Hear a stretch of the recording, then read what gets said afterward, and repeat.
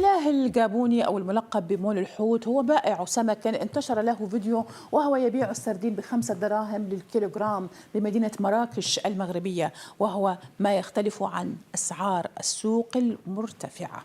هذا وقد اعتبر البعض انتشار الفيديو فتحا للاحتكار الذي يمارسه كبار التجار والموزعون الذين يشترون السمك من الصيادين بأسعار منخفضة لا تتجاوز ربما 3 دراهم للكيلوغرام، تقريبا نصف دولار، قبل أن يعاد بيعه للمستهلك بأسعار تصل إلى 20 درهما، دولارين أو أكثر.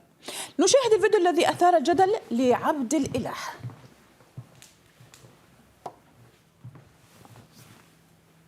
هو السرجين 5 دراهم ماشي 7 دراهم وحده البحر، حنا مدينه ما فيهاش البحر. 5 دراهم السرجين اليوم اللي هو السبت 5 دراهم، وبالنسبه لي زويد خاومه تبيعوهم ب 15 درهم. شحال نديروا لهم؟ 15 10 13 4 دراهم 4 دراهم. هاني لو لقيتها فين هما تيغليو الحوت، عمتي لا تيرخص الحوت الثاني. مشاهدينا، مؤخرا شهدت أسعار السمك في المغرب خاصة السردين الذي يعتبر أرخص أنواع السمك ارتفاعا كبيرا خلال الأسابيع الماضية، حيث بلغت في بعض المدن الساحلية 30 درهما للكيلوغرام، الأمر الذي أثار استياء المواطنين الذين يرجحون السبب لتدخل السماسرة الذين يهيمنون على عملية التوزيع.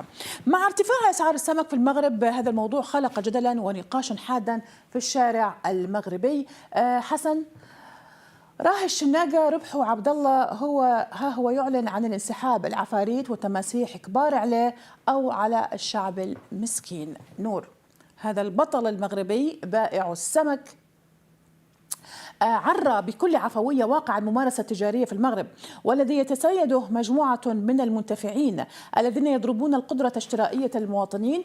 هناك خلل وعلى الدولة أن تتدخل. وهنا واي يقول في هذه التدوينة: الرأسماليون في المغرب أخطر من السرطان. بعد انتشار الفيديو والجدل الذي أثاره، أقدمت السلطات على إغلاق محل عبد الإله. كما تشاهدون، دخلت لجنة مراقبة السوق للمحل وأغلقته بشكل مؤقت، وذلك بسبب مجموعة من المخالفات تتعلق بعدم عرض أسعار البيع إلى جانب ملاحظات حول ظروف تبريد السمك ومستوى النظافة. لكن تقارير ربطت ذلك بانتشار الفيديو لعبد الإله. يبدو أن كل ما حصل دفع عبد الإله التوقف عن بيع السمك، لنستمع لأسبابه. خوتي المغاربة ضغط كثير عليا، عمتي لا ضغط كثير.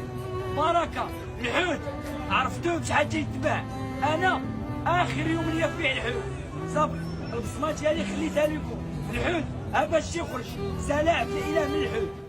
صدى فيديو عبد الإله وصل للبرلمان أيضا، فقد واجهت النائبة البرلمانية فاطمة التامني عن فيدرالية اليسار الديمقراطي طلبا إلى وزير الفلاحة والصيد البحري للتحقيق في المضاربة بأسعار السمك. وجاء في كلامها: نطالب بفتح تحقيق فعلي وتجنيب المغاربة ارتفاع الأسعار المهول. نناشد السلطات مواجهة المضاربين والمحتكرين والكف عن تصفية الحسابات مع كل مواطن أو هيئة فضحت فسادا سواء كان عاما أو خاصا.